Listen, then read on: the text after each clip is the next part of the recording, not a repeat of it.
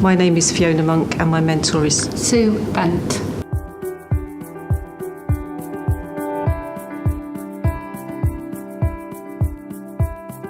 I think we met first of all at the law centre, and you'd just been appointed as the manager of the law centre and had taken over, and I was the senior solicitor, and I think that was sometime around 2004. It was indeed, yes. Yeah. And we would have met at work, wouldn't we? There wouldn't have been a special meeting. You would have come in and met all the staff in one go. Yeah. I really can't remember what my first impression was, other than it's great, we've got a new manager. Someone's got to come and take charge, because for I think probably about 3 or 4 months there'd been 2 or 3 of us trying to keep things running as we went along. So it was really nice to meet you. Well, and this might be a chance for me to explain my background, which I think is relevant. And I was actually really thrilled and very surprised when Fiona said she wanted to have this conversation about me being her mentor, because I think Fiona was my mentor at that particular point. So yes, I just got the job as manager of the law centre. And my background is I'm not a lawyer. I had no, as it turns out, very little understanding of what the law centre actually did. My knowledge of the kind of regulatory framework and the things that we had to comply with as a law centre was virtually nil. So my background was working in social housing, and I'd been a senior manager in social housing, so naively thought, there'll be transferable skills. And I can genuinely say, without you, I don't know how I'd have got through the first 6 months, because it was great and I loved what the law centre did and what we stood for. But actually, I knew that I was very much out of my depth to start with. And you were really welcoming and massively supportive, and really put up with my complete lack of knowledge of anything and helped me navigate my way through it. So for me, that was a really important relationship at that point in time. And yes, there were other really nice welcoming people there, but you were the one that was kind of, A, had been holding it together before I arrived, and B, helped me start to understand what my job was supposed to be about. So that was critical for me. I don't think you really showed that you were paddling really hard for the first good actor 6 months. And I just remember being very glad, because I'd been at the law centre by then probably 13, 14, 15 years or so, and it had been through lots of difficult periods in its history, some quite challenging working environments. And I just remember being really glad that somebody was coming in with a real wish to get on and do something, and to make sure that we were doing the best job we could.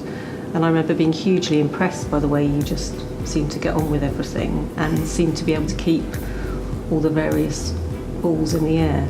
And it's funny thinking back, because when I was asked to think about somebody I wanted to say thank you to, or who had helped me during my career, I think probably there were 2 things I thought about our relationship. One was that period working together, when I think it was a really positive working relationship. And I think there are challenges, aren't there, for somebody coming in to manage lawyers who isn't a lawyer. There's that. It's perhaps now it's becoming a more accepted way of doing things, but certainly then there wasn't really an acceptance that necessarily everyone accepted that they needed managing, not just the lawyers, but particularly perhaps the lawyers. So working together through that period was a really positive experience, and having somebody that was good at the strategic vision and understanding where we were going to go, and that was really, really, that wasn't my skill set then, and it was really great to have somebody that was taking it on and doing it so well. But also the way you so clearly built relationships with people. So the second period where I think you've actually had an influence and you probably didn't know it until I said to you, would you come and do this with me, is when I took over and became a leadership judge. So when I left the law centre, as you know, I went to become a salaried employment judge, and that was a big change in my working life. And then 3 or 4 years after that, I became the regional judge, which meant I had a leadership and management role. And there were huge amounts of things that I think, looking back, I'd learnt from working with you that I then could take into the leadership role that I was doing in the judiciary. So particularly things around how good you are at building very effective working relationships, not just with the people immediately that you've got responsibility for, but also the wider world out there. So I don't quite know how you do that, but you've definitely got the skill to... Well, I think you must be doing it as well now, because you've moved into a very successful role. And I think that's critical in any role, really, and for any organisation, to have someone who goes out and finds links that strengthen the organisation, as well as building those links internally. And I guess I think it's about integrity and building some trust and doing what you say you're going to do, because people respond to that, don't they? Yeah. And I think you do that as well. So I imagine you're doing that very well now.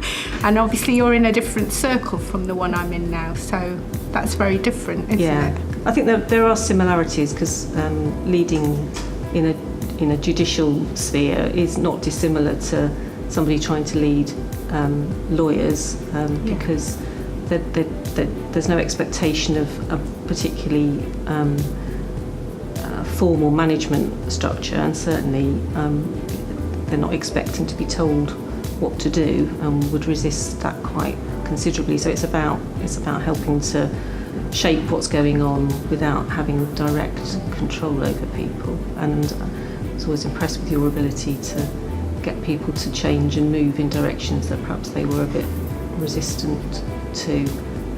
Yeah, and I think it is a skill, isn't it? Managing people who are very expert, especially if, perhaps in my case, I wasn't expert.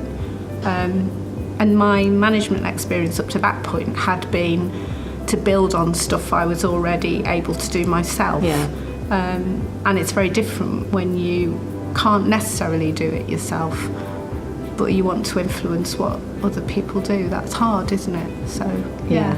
Yes, and certainly when I took over in Birmingham as the leadership judge, I was quite junior to lots of my colleagues. So although I had some experience, I wasn't as experienced as them, and I was the youngest RJ appointed at that time.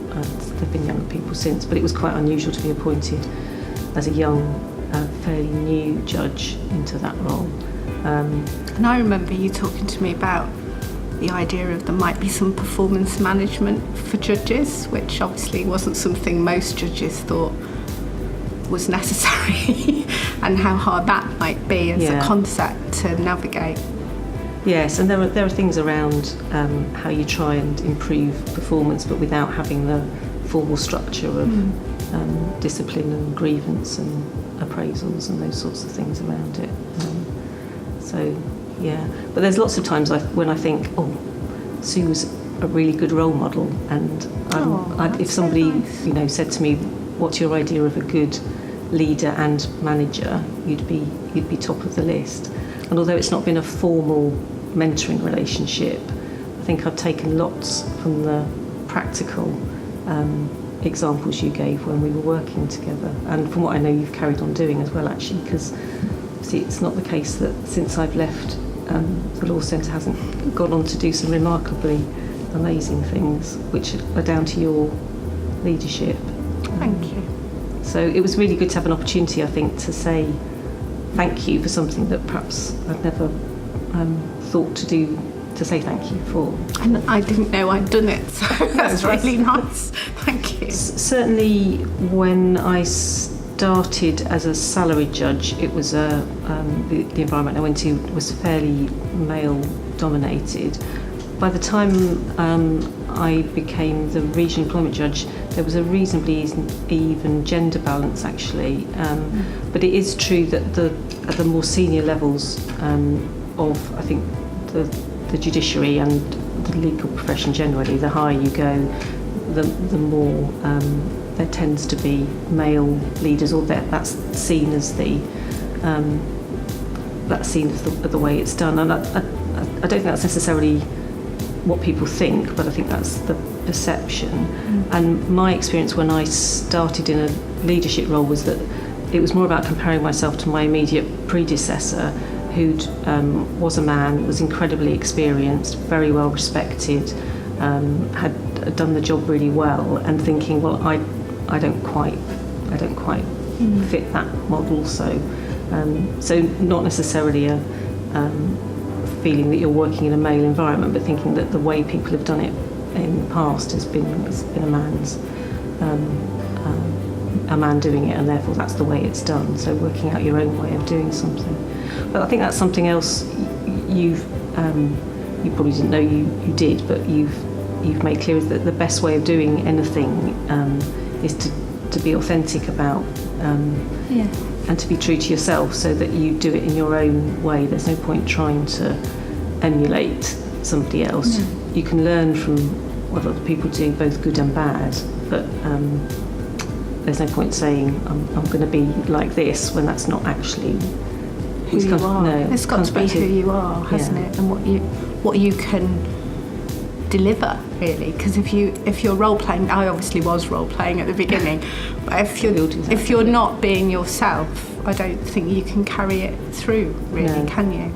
I mean, I think as well, I don't know if I don't like to be too gender stereotypical, but I think more women tend to lead collaboratively, and I think women can be very supportive of each other, and that's really important. I think collaborative leadership's actually, if you can do it, more sustainable way to take people with you, and I think it's more common for women to adopt that approach.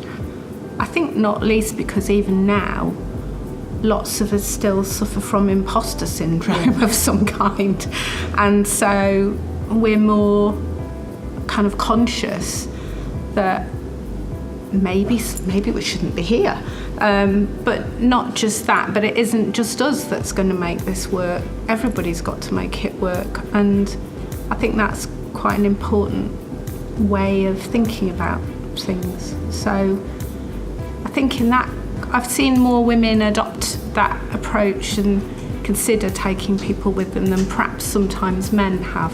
Yeah, I think that's one of the things about why it was so enjoyable working with you when we worked together at the Law Centre.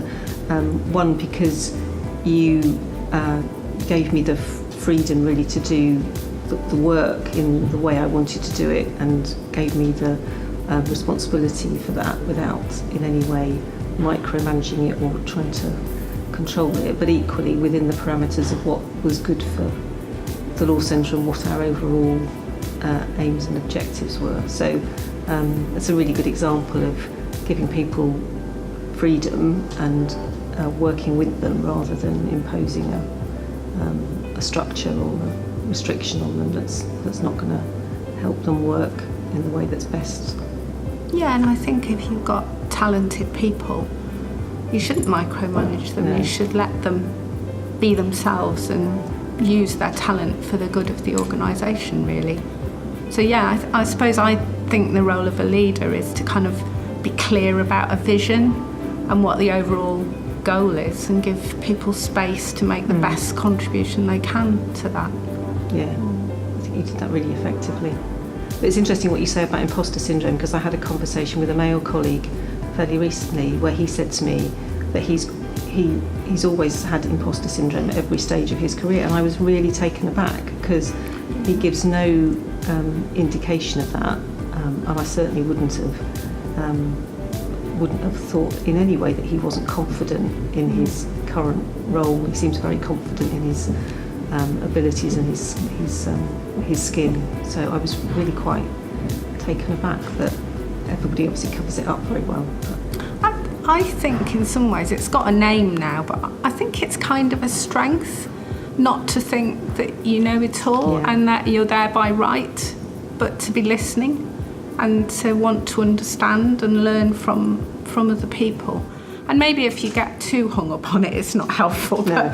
But I think if you think you were destined for this and it's your right to lead, then perhaps that's not always a good style, really. So in some ways it's kind of healthy unless you become really paranoid about it. But yeah. The other thing I think, and it's perhaps doesn't apply quite so much in my role, but certainly in my outlook on my working life, has been your ability to look for other opportunities and to make the most of those. So you've done that really well at the Law Centre, and that's a really good skill, I think, to always be looking for other ways you can sort out a problem or other things you can do that gives you an additional skill or an additional challenge. Or and I suppose in times when it's difficult to find ways of keeping organisations going, sometimes you have to be creative, don't you, and find new ways of getting to the same goal. I think the thing about the 100 years commemoration celebration is, one, it's actually quite shocking to think there was a law that stopped women practicing as lawyers and all sorts of other professions, and that it is only 100 years ago that somebody said we don't think this is quite right. So in some ways it's quite a jolt to think, I've just taken for granted the fact that I could qualify as a solicitor, I could go and practice law, I could work wherever I wanted to. And occasionally there have been things that made me think, maybe I might have been treated a bit differently if I'd been a man, but I've never had a barrier put in my way simply because of my gender. So it is really important that we remember that there are women that fought for, and men too, who fought for the fact that there should be equality of opportunity. So I think it's really worth celebrating, and then looking at where women have got to in that 100 years, and some really remarkable achievements. So I think it's a really good thing to remind ourselves of. And I think as well it's quite shocking to think not just that women were prevented from taking up those roles, but what that meant for society, because the law is part of the framework that holds society together. And if women didn't have a role in shaping it, which they didn't, that would have perpetuated the inequality that pervaded at that time. So it's really, when you analyse it, it's shocking that it's so recent, but actually it's something to be really proud of, how far society's moved and how far women have come from that space. And I mean, I've never really felt that I faced any barriers in my career, but I think the generation just before me, actually it was very different. So we have a lot to be grateful for, I think, that women and the men who supported those changes helped make it happen, really. I think there is still obviously inequality in various ways in the legal profession, and in particular you look at the number of female partners of big city firms, the number of senior barristers, the slight, I suppose, ghettoising into certain areas of law, so those sorts of things. But equally, I've got a young mentee. There's an organisation called the Girls Network, who work with year 10 and 11 children, young women from usually from some disadvantaged background. And I met with her last night for the first time. It was our first mentoring session. And she's interested in the law and she's really enthusiastic.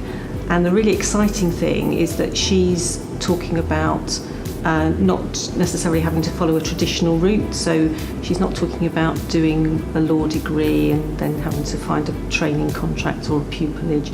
She's talking about going to work for possibly wanting to go and work and do an apprenticeship with someone like PwC, but in a legal apprenticeship, so that she could get into the law in that way. And she's really, really enthusiastic. So the thought that somebody like her could just find it as easy as I did to get into the legal profession and to find an interest in the law is great. That would be something really positive, I think, for the future. Yeah, and I think breaking down, I suppose, class barriers further as well. So it isn't just a gender thing, is it? It's traditionally, it's kind of what school you might have gone to and your own background. So just trying to change that as well, I think, is really important. And to get people who come from less traditional backgrounds and an equal balance of men and women, because otherwise the law is being practiced by people who only have one take on life, and that doesn't make it accessible to everybody, not just the people who want to practice it, but the people who need to be looked after by it. So I think all of that, hopefully we can keep going in that direction. Yeah, that'd be good.